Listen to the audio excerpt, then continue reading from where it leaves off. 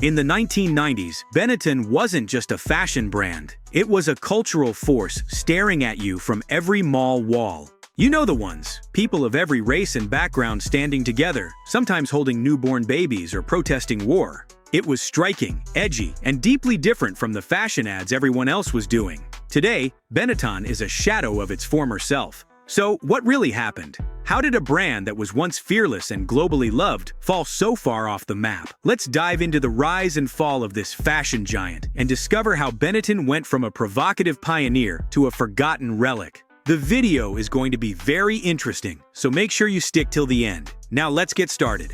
The bold vision that put Benetton on the map. Benetton's story kicked off in Italy in the 1960s, founded by Luciano Benetton and his siblings. It wasn't long before they turned it into a global powerhouse.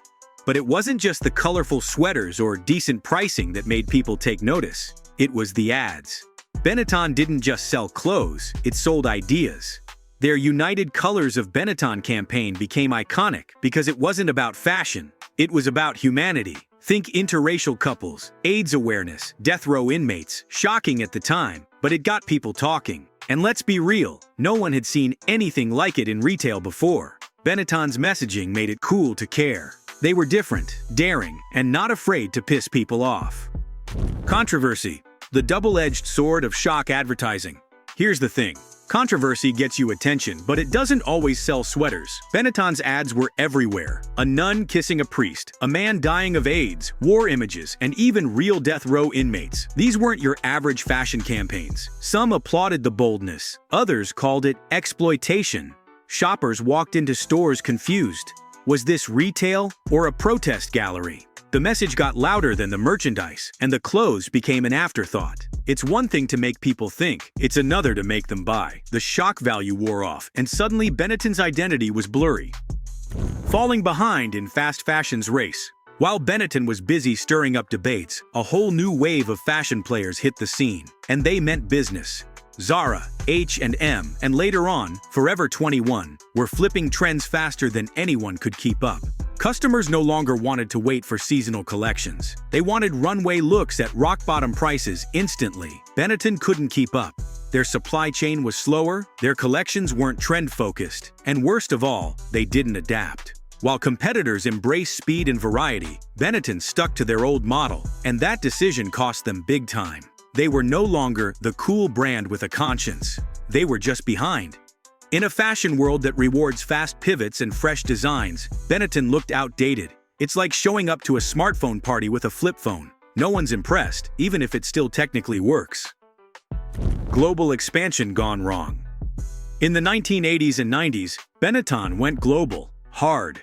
They opened stores everywhere, from Paris to Tokyo, often in pricey, high-profile locations. It was all about making a statement. We're not just Italian, we're universal. But here's where the business misstep happened: expansion without strategy. Many of those stores were franchised and quality control got dicey. Some stores had poor layouts, inconsistent inventory, and wildly different customer service experiences. It diluted the brand. Instead of feeling unified, Benetton felt messy, and as costs climbed and profits slipped, the company started scaling back, way back. Stores shut down, franchises collapsed, and that bold global vision started shrinking fast. Expansion is exciting, but without tight management and a solid product, it can unravel. For Benetton, it did just that. The identity crisis that broke the brand.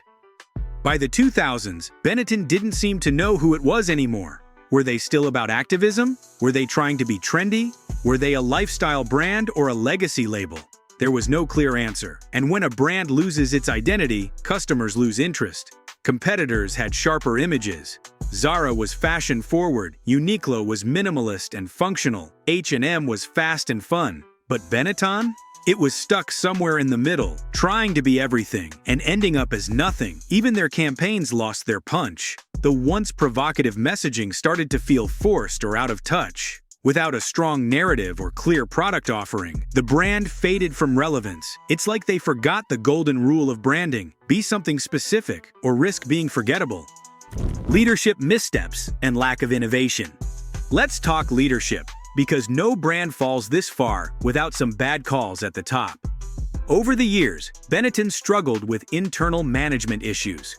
Decisions bounced between staying traditional and trying to modernize. And instead of investing in technology, data, and design innovation like their rivals, Benetton stuck to old-school thinking. They didn't jump on e-commerce fast enough. Their stores didn't evolve with digital trends. Even their clothes, once vibrant and ahead of the curve, started looking like leftovers from the early 2000s. Fashion is a fast game, and Benetton's leadership wasn't moving with the times. A failed comeback attempt. In the late 2000s and 10s, Benetton tried to make a comeback. They even brought back photographer Oliviero Toscani, the mastermind behind their most iconic campaigns. The idea? Recapture that old magic. But here's the thing, what shocked us in the 90s doesn't work the same way in today's media landscape.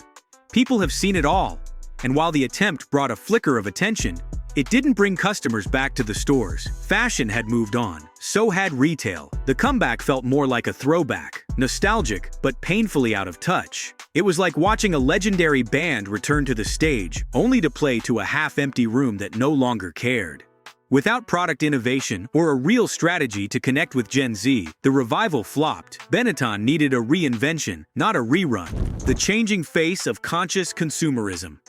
Here's a twist. In today's world, activism in fashion is more popular than ever. Gen Z wants brands that care about people, the planet, and politics. Ironically, that's exactly what Benetton was doing decades ago. But when the world finally caught up, Benetton was already out of the conversation. Why? Because they didn't evolve with the times. Their early moves were powerful, but they didn't build on them. Meanwhile, brands like Patagonia, Everlane, and even Nike found ways to align ethics with sleek design and smart marketing. They made activism modern. Benetton could have led this wave, but instead, they were stuck in their past. Can Benetton still turn things around?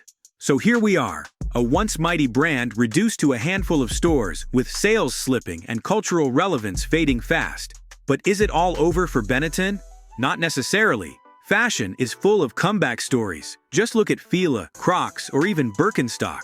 But for Benetton to rise again, it needs more than nostalgia. It needs a bold new vision and a product people actually want to wear. The question isn't whether Benetton can make noise again, it's whether it can finally speak in a voice this generation wants to hear.